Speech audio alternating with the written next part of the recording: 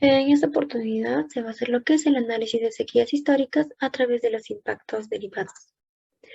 La sequía se caracteriza por un déficit hídrico por falta de precipitación. Es por ello que muchos estudios de sequía se han caracterizado por solo contar e identificar y caracterizar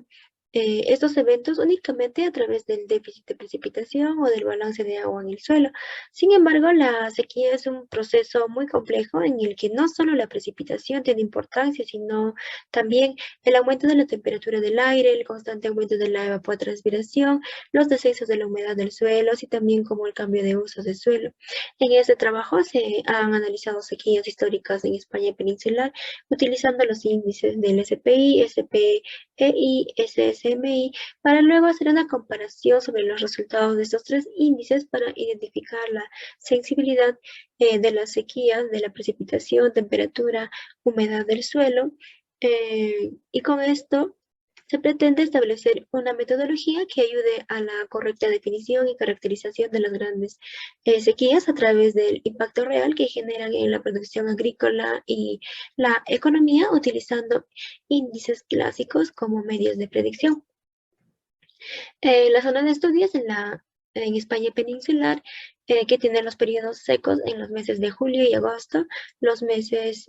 o periodos húmedos, los meses de noviembre y febrero, y cuenta con una precipitación media histórica en invierno de 75 milímetros y en verano de 20 milímetros. Y también la temperatura alcanza los valores medios máximos en verano. Y en la figura, como se puede mostrar, se ven los ciclos medios anuales en el periodo histórico de las variables usadas en el estudio, como la precipitación, la temperatura, la evapotranspiración potencial y la humedad del suelo, donde se puede observar que la humedad del suelo y la precipitación media del periodo histórico tienen una forma similar, pero con un retraso de un mes. En cuanto a los datos, para la identificación de sequías históricas se han utilizado principalmente dos fuentes de datos.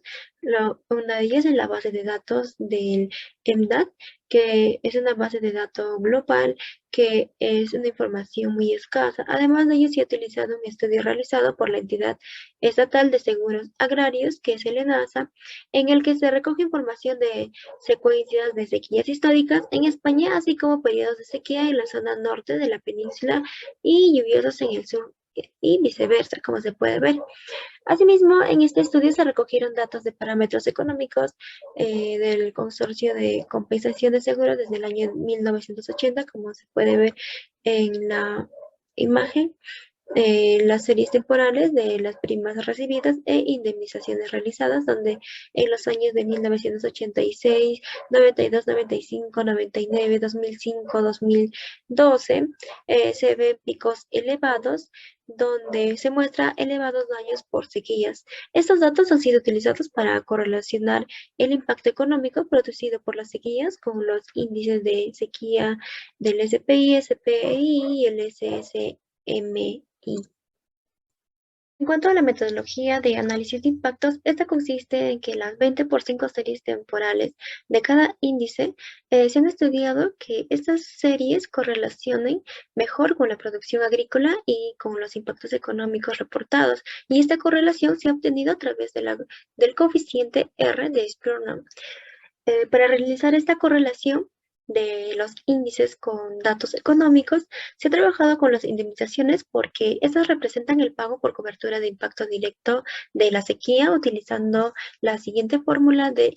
indemnización estandarizada que consiste en la desviación sobre el riesgo efectivo una vez eliminada la tendencia menos la desviación sobre la desviación estándar de esta desviación. Así también se ha utilizado un análisis con cada uno de los grupos de especies de la producción agrícola, como se puede ver, algunos de ellos son los frutos secos, leguminosas, raíces, tubérculos, los granos gruesos, los cereales, y a la hora de comparar la producción agrícola con los datos económicos, estas permiten saber qué especies provocan mayores pérdidas económicas. Se han comparado las series originales únicamente extrayendo su tendencia. Sin embargo, a la hora de comparar con índices climáticos, Se ha utilizado el rendimiento de la producción, transformando también las series de rendimiento en series estandarizadas, donde esta estandarización lleva los términos económicos a valores en la misma escala de los índices de sequía, y con esta estandarización también es posible comparar ya las producciones entre diversas especies o grupos de especies, lo que son los resultados en cuanto al índice de sequía, en cuanto a la correlación de índices de sequía, donde las simulaciones realizadas con el modelo BIC están a una resolución de 0.05, mientras que la humedad del suelo de satélite se encuentra a 0.25, donde se ha agregado la humedad de suelo simulada a la resolución de satélite, calculando la medida aritmética de los valores de humedad del suelo. Así también se tiene el gráfico de la correlación de R de Pearson, donde se muestran las correlaciones RD que son positivas significativas con un P menor que 0.01, donde las series tienen una alta correlación con la mayoría de la península ibérica debido a que el R es mayor que 0.06 en más del 70% del área de estudio. Así también se tiene el sesgo, donde se puede observar cómo en varias zonas de la península las series poseen un sesgo no despreciable. En cuanto a la correlación de índices de sequía, se tiene también que la serie de humedad de suelo antes y después de ser corregidas en una celda suroeste de la península, donde encontramos los mayores valores del sesgo. Se ha aplicado una corrección de sesgo a las series simuladas de tipo lineal con dicha fórmula, donde la humedad del suelo corregida es igual a la humedad del suelo simulada menos el factor de corrección A por el factor de corrección B más el factor de corrección C, donde los coeficientes se ajustan minimizando el error medio cuadrático entre la serie observada y la corregida mediante un logaritmo genético, como se puede ver en la imagen, en el ejemplo de una serie de humedad de suelo de satélite versus simulada antes y después de aplicar la corrección. Así también se tiene la matriz de corrección de los índices SPI con SPI y SPI con SSMI, donde se observa una mejor correlación en todas las zonas peninsular para escalas de agregación con 3 meses de diferencia, es decir, el SSMI con el SPI 3 y el SPI 3 y el SSMI 3 con el SPI 6 y el SPI 6, entre otros. Entonces, esto indica que en general la humedad del suelo de cierto mes está condicionada por lo que llovió los 3 meses anteriores. La humedad del suelo agregada a 3 meses está relacionada con lo que llovió en los 6 meses anteriores y así sucesivamente. Cabe destacar la alta correlación que existe en el índice SSMI a diferentes agregaciones temporales, donde se encuentra que esta situación es la contraria a lo que ocurría con los mapas de correlación de los índices SPI con SPI, indicando que en este caso la humedad del suelo en la zona norte adquiere importancia respecto a las variables de precipitación y de temperatura. También se tiene la serie de índices de sequía